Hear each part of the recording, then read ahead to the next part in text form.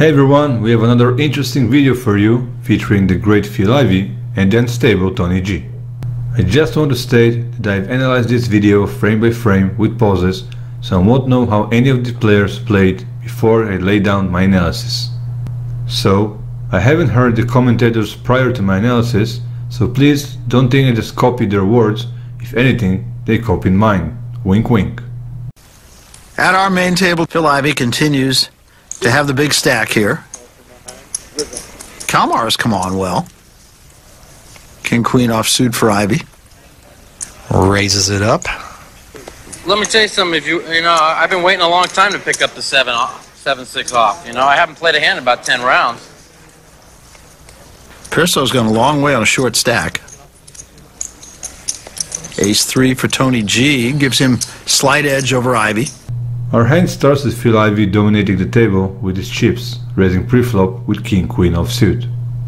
Metasau, as usual, starts babbling and has to fold his 8-9 offsuit, as well as Herbert, who folds his Jack-10 offsuit. Both are nice hands to play with, but there was a raise and they are offsuit, so running to catch a straight is way too expensive here. Tony G looks at Ace-3 off and decides to call, since it's a heads-up play, and when you're playing heads-up, your range of hands increases. Still, Ivey raised pre-flop, so I'm not sure I would have called a raise with Ace-3 off. Even if I catch my ace, my kicker is irrelevant here, but Tony G decides to call since he's playing only against Ivey here.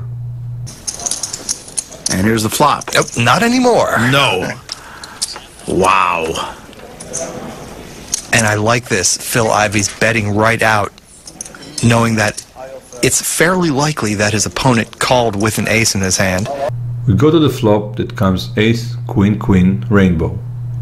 Tony checks, either trying to figure out his spot with the ace or thinking of a check raise here.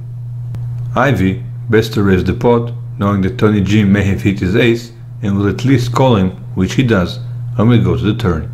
He's going to see if he can trap him for a big pot. Not much on the turn. A deuce of diamonds doesn't do anything for either player. Ivey bets again. 10,000.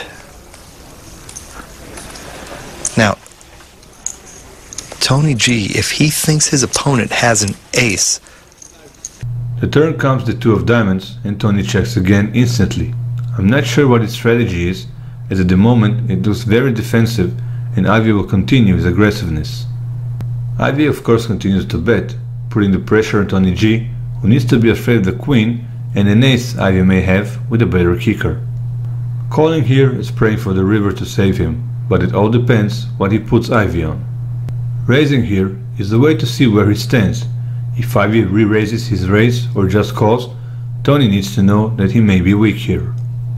Now, if Tony is putting Ivey on an ace, he can't win this spot. He can only split the pot or lose, since both players will have 2 pairs, aces and queens, and the kicker. Tony has only the 3 as the kicker. Unless a bigger kicker than Ivey will be drawn, then it's a split pot. If Tony is putting Ivey on the queen, then he can only hope for the ace to save him, which means only 2 outs. When it has an ace, he really needs to fold here, Barry, because they would both have aces and queens, but the kicker would play. Tony decides to call, and we go to the river. He's saying, no, I don't think Phil Ivey has. Oh, and look at this! Unbelievable. Ivey fills up. Does not change expression, and see how he does this. Just wants Tony G to hang around here. Play with him. There's 30,000 in the pot, and Phil Ivey bets the pot. The river comes the king of clubs, which does not help Tony G, but improves Ivey's hand to a full house. I think Tony should give up here. He can only win a bluff, and it's not worth it to risk more just to know if Ivey bluffed him. Tony checks again, and Ivey continues to fire, trying to get more value and chips from Tony. Now, Tony has to decide what Ivey is holding. If he's putting Ivey on an ace, this can be a split pot, with both players having 2 pairs, aces and queens, with the kicker king. It all depends on what Tony is putting Ivey on, and only then he'll know if to call or fold here. Tony is really thinking hard to call here. He tries to get a tail from Ivey, but it is almost impossible. Tony G now probably thinks that he's playing for a split pot. He's saying, okay, if Ivey has an ace and I have an ace, we both have aces with queens, and now the king kicker plays. We're going to split the pot. I've got to call the 30,000 here. On the other hand, if Phil Ivey has the queen, and we know not only does he have the queen, he has a full house. Yep. Tony G is cooked. We chop it up. Well, that's exactly what Tony G is thinking, just what you said, split pot. And in fact, he's now laying odds. He's got to put in 30,000 to only get back his money. That's usually not a very good proposition in poker, Barry.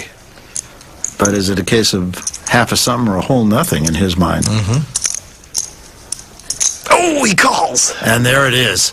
And that will make you go, as they say in Australia, walkabout.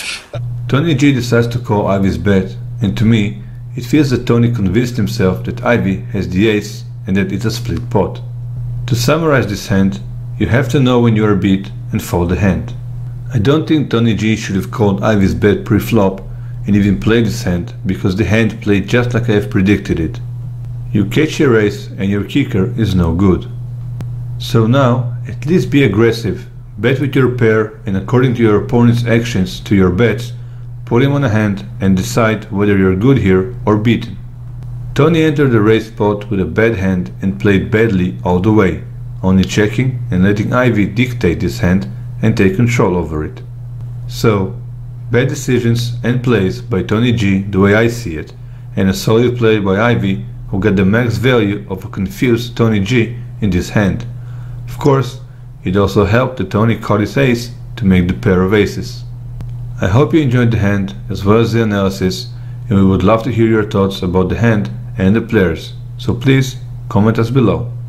Thank you so much for watching this video, we hope you enjoyed it, and we would love to hear your own thoughts and insights, so don't forget to leave us a comment. For more interesting and entertaining videos, please like our videos, share, comment and subscribe to View on Poker channel, and we'll keep uploading more interesting poker hands for you on a regular basis. Have an amazing day.